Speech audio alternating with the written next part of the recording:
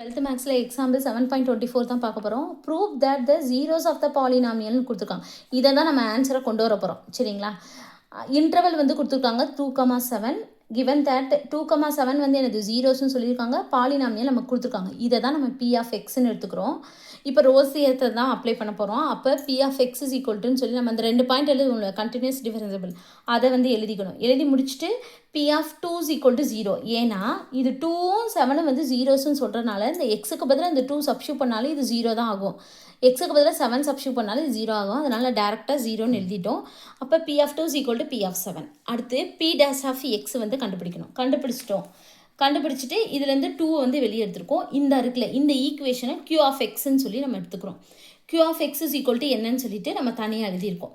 அடுத்து P dash of C is equal to 0 தானே. இந்த எக்ஸுக்கு பதிலாக நம்ம சின்னு சொல்லி சப்ஸ்டியூட் பண்ணி இந்த ஈக்குவேஷனை இங்கே எழுதிக்குவோம்.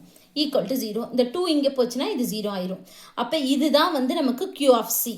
சரிங்களா? அதான இந்த இதை தான் நம்ம Q ஆஃப் எக்ஸ்ன்னு சொல்லி எடுத்துக்குவோம். அப்போ எக்ஸுக்கு பதிலாக சின்னு இருக்குது இதில், பார்த்தீங்களா? அப்போ Q of C is equal to 0.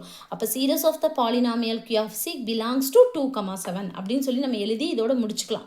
ஆனால் அவங்க வந்து என்னதுன்னா வெரிஃபை பண்ணியிருக்காங்க. என்ன பண்ணியிருக்காங்கன்னா இந்த சிக்கு பதிலாக 2, இந்த சிக்கு பதிலாக 7 அப்படின்னு இந்த ஈக்குவேஷனில் சப்ஸ்டியூட் பண்ணியிருக்காங்க. நம்மளும் அப்படி தான் பண்ணியிருக்கோம். பண்ணி இந்த வேல்யூ வந்து வந்திருக்கு. நம்ம இந்த இதில் போட்டு காமிச்சிருக்கோம். ஃபைனலாக இந்த ஆன்சர். அவ்வளோதான். தேங்க்யூ.